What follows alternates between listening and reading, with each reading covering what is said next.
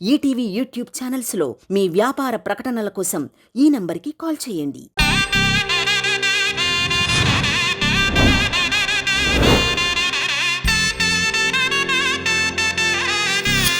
శ్రీవల్లి, అదేంటి శ్రీవల్లి, నేను నీకు సుబ్బుని గుర్తు చేస్తున్నానా?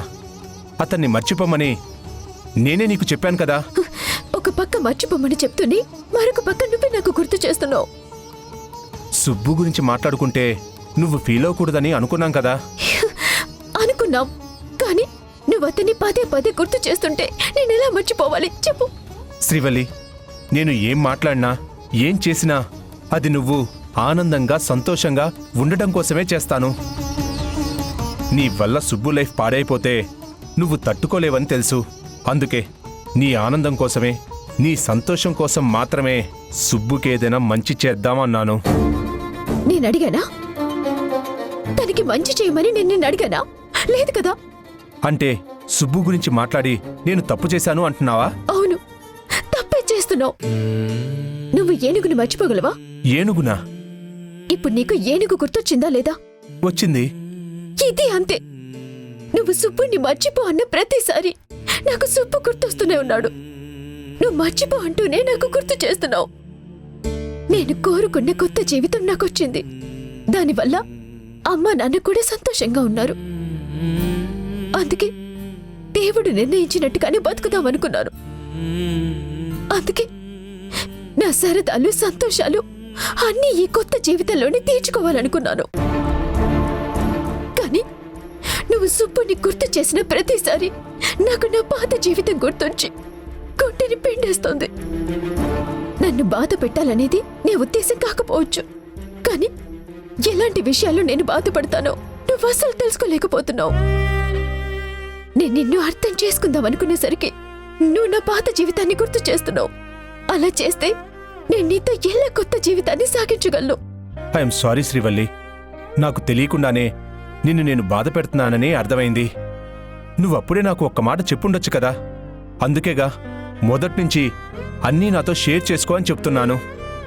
నువ్వు చెప్పకపోతే నీ మనసులో ఏముందో నాకెలా తెలుస్తుంది చెప్పు? తప్పు చేశాను శ్రీవల్లి. నేను నిన్ను అర్థం చేసుకున్నానని భ్రమపడ్డాను. కానీ నువ్వు నాకింకా అర్థం కాలేదు. నీ గురించి నేను తెలుసుకోవాల్సింది ఇంకా ఉందని నాకిప్పుడే తెలిసింది. నా వల్ల ఇలా జరిగినందుకు నేను చాలా బాధపడుతున్నాను.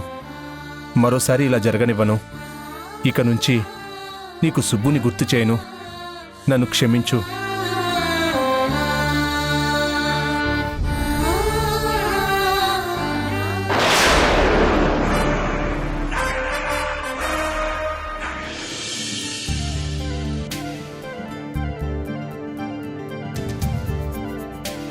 Good morning sir. Good morning Ramaraju గారు.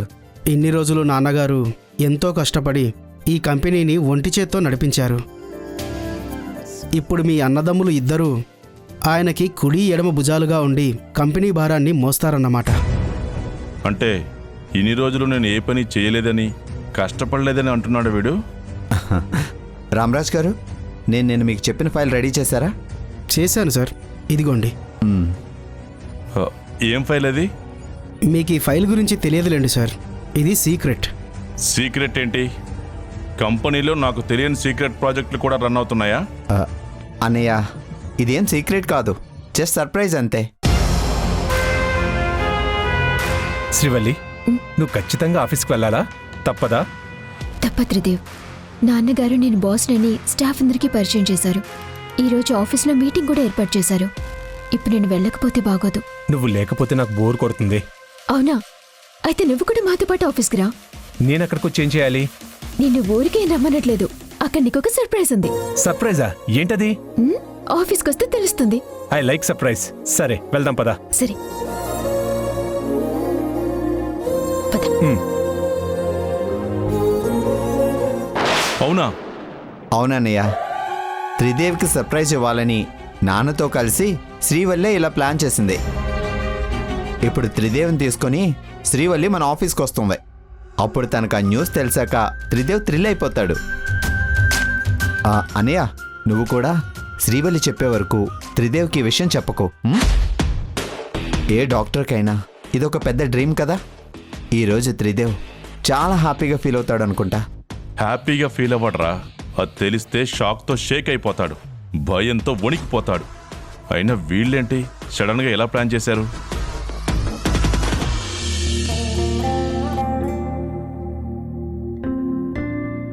ఏమండి, కరెక్ట్ టైంకి లంచ్ చేసి టాబ్లెట్స్ వేసుకోండి.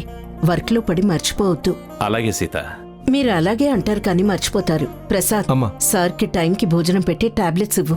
ఆయన్ని జాగ్రత్తగా చూసుకో. అలాగేనమ్మా. అమ్మా, నేను కల్పనక్క నాన్న పక్కనే ఉంటాం కదా, నాన్నని చూసుకుంటాం కదా, నువ్వెందుకు టెన్షన్ పడతావు? శ్రీవల్లి, అది టెన్షన్ కాదు, ప్రేమ. అందులో మీరు అర్థం చేసుకోవాల్సింది కూడా చాలా ఉంది.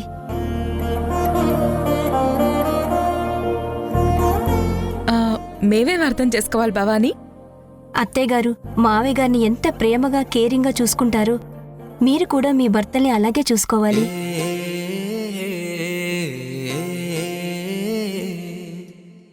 అత్తయ్య మావయ్యల మధ్య ఇలాంటివి చూడడం కోసం మేమెప్పటి నుంచో ఎదురు చూస్తున్నాం. వాళ్ళిద్దరి మధ్య ఉన్న అనుబంధం అలాంటిది. మరి ఈ ఆదర్శ దంపతులను చూసి మనము నేర్చుకోవాలి కదా.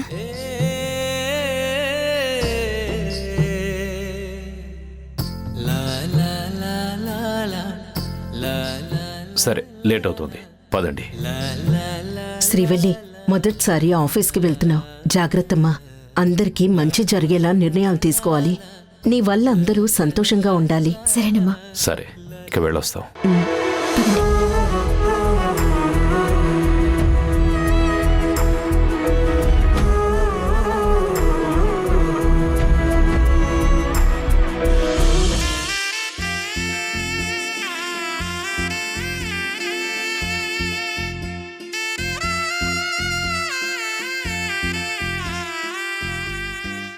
Congrats madam. Thank you.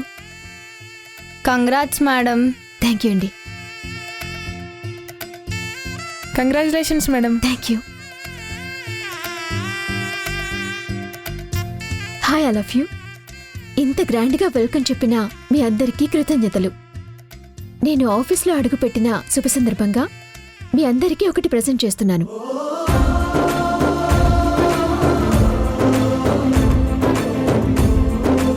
రీసెంట్గా మనం చేసిన ప్రాజెక్ట్ పెద్ద సక్సెస్ అయింది. అందులో మీ అందరి హార్డ్ వర్క్ ఎక్కువగా ఉంది. సో మీ అందరినీ అప్రిషియేట్ చేయడంతో పాటు మీ అందరికీ 2 months శాలరీ బోనస్గా ఇస్తున్నాను.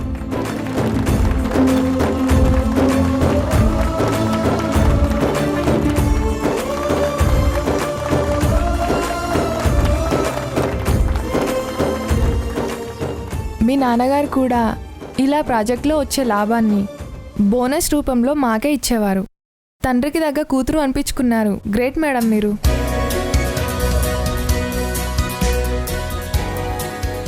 సరే, ఇక మీరు వెళ్ళి వర్క్ చేసుకోండి. Okay madam. అమ్మ శ్రీవల్లి, నాన్న. నీ క్యాబిన్లోకి వెళ్దాం పదా. సరే నాన్న.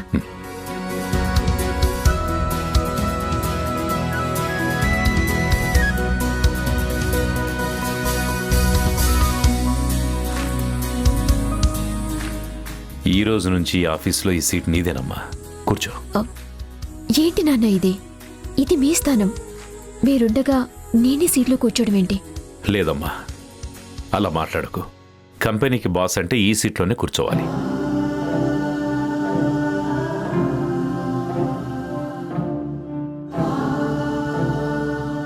ఇందులో కూర్చునే అన్ని అర్హతలు నీకున్నాయి. మొదటిసారి నువ్వు ఇంటికి ఒక టీచర్లా వచ్చి పిల్లల సమస్యల్ని తీర్చావు. ఆ తర్వాత ఆఫీసులో సమస్య అంటే ఇక్కడికొచ్చి అది తీర్చావు. సో నువ్వెక్కడుంటే అక్కడ సమస్యలన్నీ దూరం అయిపోతాయి.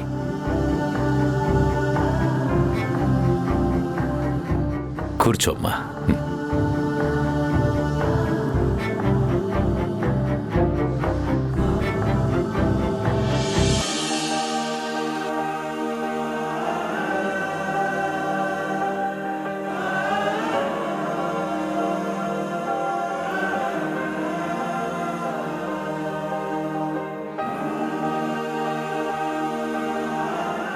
ఈ సీట్ అంటే అధికారం, పవర్ అని నేను అనుకున్నాన్నా. దీన్ని బాధ్యతగా స్వీకరిస్తాను. మీరు నాకిచ్చిన బాధ్యతలన్నీ సక్రమంగా నెరవేరుస్తాను. ఆ విషయం నాకు తెలుసమ్మా. ఇంతకీ అల్లుడు గారికి విషయం చెప్పావా అమ్మా? ఆ, సర్ప్రైజ్ కదా నాన్న, ఇంకా చెప్పలేదు. లాగ్ చేయకుండా అదేంటో చెప్పేయచ్చు కదా వీళ్ళు. ఉదయం నుంచి సర్ప్రైజ్ అని ఊరిస్తున్నారు గానీ అదేంటో ఏం చెప్పలేదు మావయ్య గారు. అన్నయ్య, ఆ? ఆ ఫైల్ ఇది. ఒక్క నిమిషమ్మా.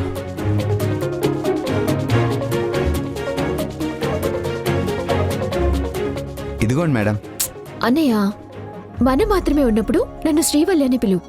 సరే, అవునన్నయ్య, ఇది నువ్వు చదివావా? అంతా క్లియర్గా ఉంది. నువ్వు కూడా ఒకసారి చూసి సంతకం పెట్టు. అలాగే అన్నయ్య.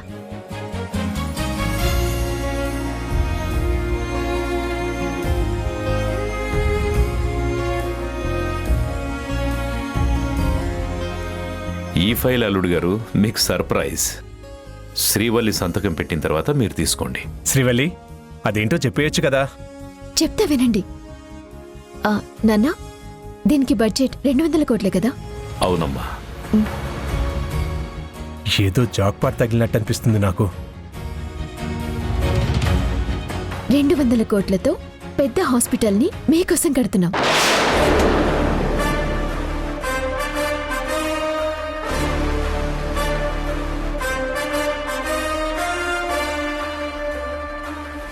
ఈ రోజుల్లో వైద్యం చాలా ఖర్చుతో కూడుకున్న పని అయిపోయింది బాబు.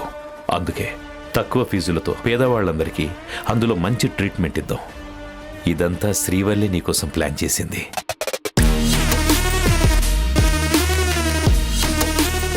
మీరెలాగూ డాక్టరే, అందులోనూ యుఎస్ రిటర్న్. మీరు ఒకరి దగ్గర ఉద్యోగం చేయడం ఏంటి? అందుకే నిన్నొక హాస్పిటల్కి ఓనర్ని చేస్తున్నాం. కావాలంటే మీ ఫ్రెండ్స్ ఎవరైనా మంచి డాక్టర్లుంటే వాళ్ళని కూడా రమ్మని చెప్పండి. మనమే వాళ్ళని అపాయింట్ చేద్దాం.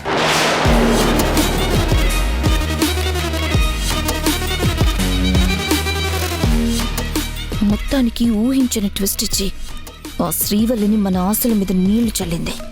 బాగుందిరా, చాలా బాగుంది. నువ్వు అమెరికాలో ఏదో తప్పు చేసి తప్పించుకొని ఇక్కడికి వచ్చావు. కానీ నీ భార్య నువ్వు చేసిన యాదో పని కనిపెట్టేలా దాన్ని తక్కువ అంచనా వేయకురా అని చెప్తూనే ఉన్నాను. నువ్వు విన్నావా? ఇప్పుడు నీ దగ్గర డాక్టర్ లైసెన్స్ లేదు, పోగొట్టుకున్నావని తెలిస్తే నీ చరిత్ర అంతా తిరగబెట్టి నువ్వు మోసగాడివని కనిపెట్టేస్తుంది. 2 కోట్లతో ఏదో మేనేజ్ చేసుకొని జాబ్ తిరిగి పొందాలనుకున్నావు. కానీ ఇప్పుడు అది నీకోసం ఏకంగా 200 కోట్లతో హాస్పిటల్నే కట్టిస్తానంటుంది. ఇక నువ్వు తప్పించుకోలేవు తమ్ముడు. ఏంటక్క, అసలే నేను టెన్షన్తో చస్తుంటే సలహా చెప్పాల్సింది పోయి రాబోయే సమస్యల గురించి చెప్తున్నావు. సలహా చెప్పడానికి ఇదేమైనా చిన్న మ్యాటర్ అనుకుంటున్నావా? పేషెంట్ ప్రాణాల్ని కాపాడాల్సిన డాక్టర్ లైసెన్స్కి సంబంధించింది. ఇప్పుడు నీతో పాటు మేము కూడా సుడిగుండంలో చిక్కుకున్నాం. మునిగిపోయే పరిస్థితి తప్ప బయటపడే మార్గం కనిపించట్లేదు. పైగా ఆ తండ్రి కూతుళ్ళిద్దరూ నీతి, న్యాయం, ధర్మం అంటూ బ్రతికేవాళ్ళు. మోసం చేశామని తెలిసిందో వాళ్ళు కట్టించే హాస్పిటల్లో మనల్నే పేషెంట్స్లా పడుకోబెడతారు. ఇప్పుడు నువ్వు కోర్టులో కేసు గెలిస్తే నీ లైసెన్స్ తిరిగి పొందొచ్చా? ఛాన్స్ ఉంది బావా, కానీ ఆ లాయర్ నా ఫోన్ లిఫ్ట్ చేయట్లేదు. ఆఫీస్లో విషయం తెలిసిన దగ్గర నుంచి ట్రై చేస్తూనే ఉన్నాను. మరి ఇప్పుడు ఏం చేద్దాం? అర్జెంటుగా ఈ ప్రాబ్లం సాల్వ్ చేయకపోతే చిక్కుల్లో పడతాం. శ్రీవల్లి, నువ్వు నన్ను పిలిచావా? అవునన్నయ్య, హాస్పిటల్ కట్టడానికి కావలసిన పర్మిషన్స్, ప్రాజెక్టుకి సంబంధించిన వివరాలు ఇవన్నీ కనుక్కున్నావా? అన్నీ కనుక్కున్నాను. దానికి సంబంధించిన పేపర్స్ మేనేజర్ గారు కొన్ని ప్రిపేర్ చేశారు. వీటిలో కొన్ని పేపర్స్ పైన బావగారి డీటెయిల్స్ నింపి సైన్ చేయాలి. అలాగే అన్నయ్య. తీసుకో. సరే అన్నయ్య, త్రిదేవ్తో నేను సంతకాలు పెట్టిస్తాను. సరే అమ్మా.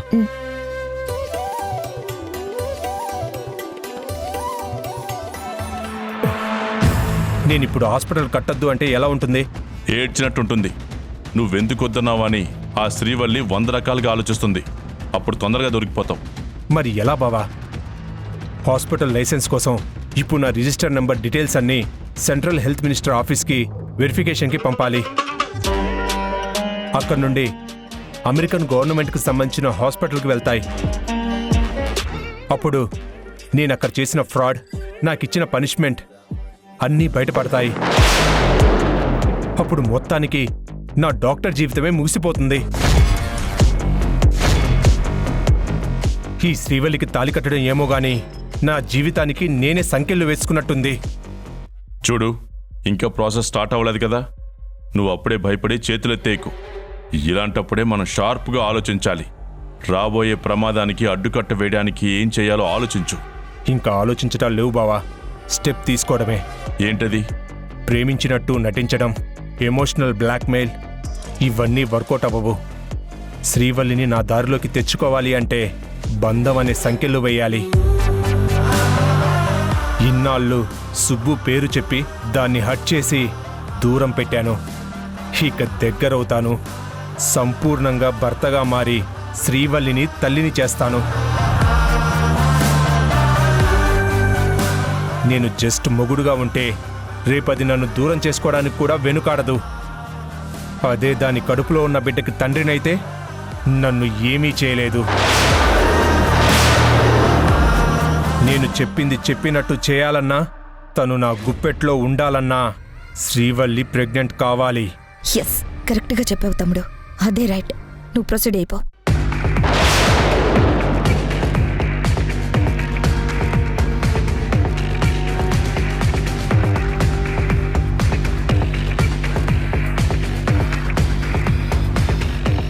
ఇప్పుడు త్రిదేవ్తోని ఈ పేపర్స్ మీద సంతకం పెట్టించేసి వీలైనంత తొందరగా అన్ని పర్మిషన్స్ తీసుకొని వెంటనే హాస్పిటల్ కన్స్ట్రక్షన్ స్టార్ట్ చేయించేసేయాలి.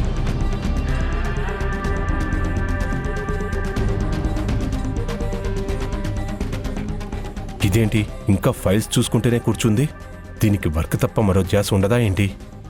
దీన్ని ఇప్పుడు ఎలాగైనా రొమాంటిక్ మూడ్లోకి తీసుకెళ్ళాలి.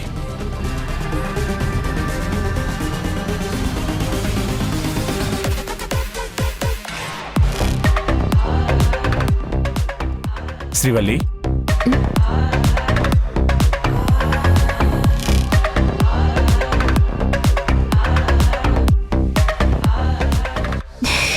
ఏంటి త్రిదేవి అవతారం? ఇలా వచ్చావేంటి? ఏమైంది అవతారం? బాలేదా? బాగుంది బాగుంది. బాగుంటే అలా ఎందుకు నవ్వుతున్నావు? ఏం లేదు, ఇదివరకెప్పుడు నేను నీ వేషంలో చూడలేదు కదా. సడన్ గా నిన్ను ఇలా చూసేసరికి నవ్వు వచ్చింది. నువ్వు నవ్వితే చాలా బాగుంటావు శ్రీవల్లి. ఎప్పుడు ఇలా నవ్వుతూనే ఉండొచ్చు కదా. ఏంటి త్రిదేవ్, ఈ రోజు నీ రూపంతో పాటు మాటలు కూడా చాలా కొత్తగా ఉన్నాయి. అవి కొత్త మాటలు కాదు, నా మనసులో ఉన్న మాటలు. అయినా కొత్త కొత్త పనులు నువ్వు చేయొచ్చు కానీ నేను ఇలా మాట్లాడకూడదా? నేనేం చేశాను? నా కోసం పెద్ద హాస్పిటల్ కట్టిస్తున్నావు. అది మామూలు విషయం కాదు కదా. నువ్వు నాకు సర్ప్రైజ్ ఇచ్చినట్టుగానే నేను కూడా నీకు సర్ప్రైజ్ ఇద్దామనుకుంటున్నాను. సర్ప్రైజా? ఓకే, ఏంటది? ఇలా ఉంటే ఎలా చెప్తాను? కళ్ళు మూసుకో, చెప్తాను.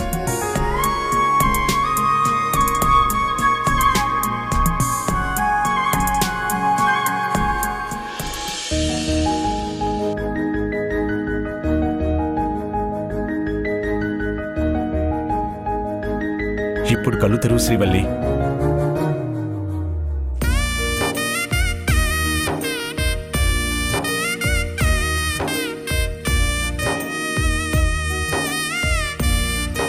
I love you Srivalli. నువ్వు నా కోసం హాస్పిటల్ కట్టించడానికి డిసైడ్ అయినప్పుడే నీ మనసులో నాకు చోటిచ్చావని అర్థం చేసుకున్నాను. నా గురించి ఆలోచించకపోతే నువ్వు అలాంటి నిర్ణయం తీసుకొని ఉండవు. నేను నీ అనుమతి లేకుండానే పెళ్లి చేసుకున్నాను. కానీ ఇప్పుడు ప్రపోజ్ చేసి నీ జీవితంలోకి అడుగుపెట్టడానికి పర్మిషన్ అడుగుతున్నాను.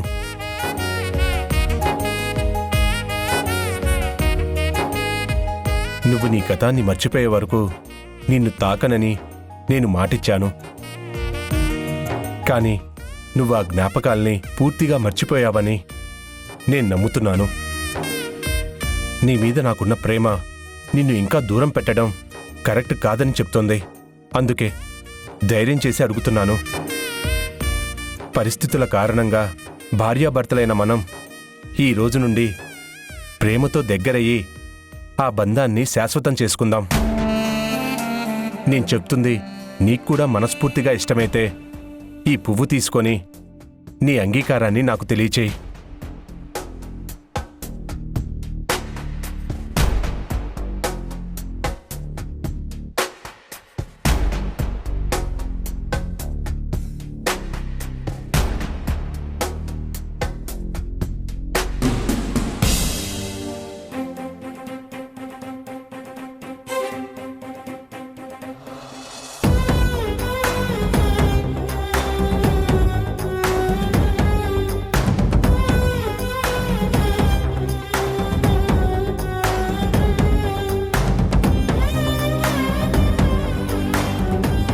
నాకు తెలుసు శ్రీవల్లి, నువ్వు నా ప్రపోజల్ని యాక్సెప్ట్ చేస్తావని. ఇది నీ ప్రేమ కోసం ఇచ్చిన పువ్వు కాదు, నీ జీవిత సమాధిపై పెడుతున్న పువ్వు.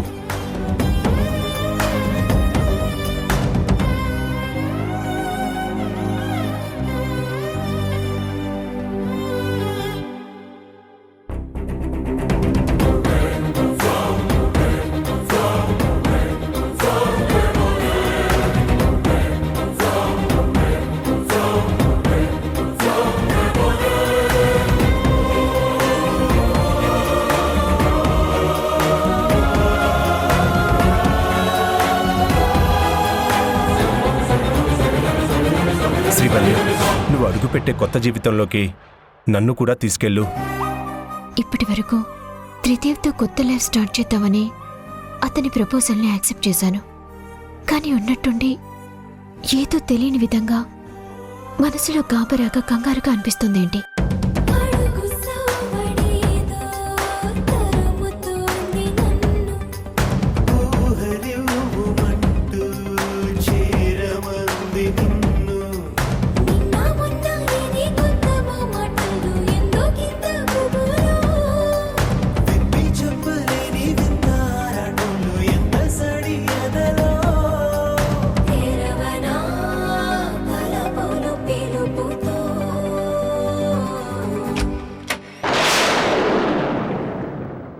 మన భవిష్యత్తు కోసం హాస్పిటల్ కడదామంటే ఎందుకు వద్దంటున్నావు? ఆల్రెడీ నీ కారణం చెప్పా కదా శ్రీవల్లి. నువ్వు చెప్పిన కారణం కరెక్ట్ కాదని నా అభిప్రాయం. సైన్ చెయ్.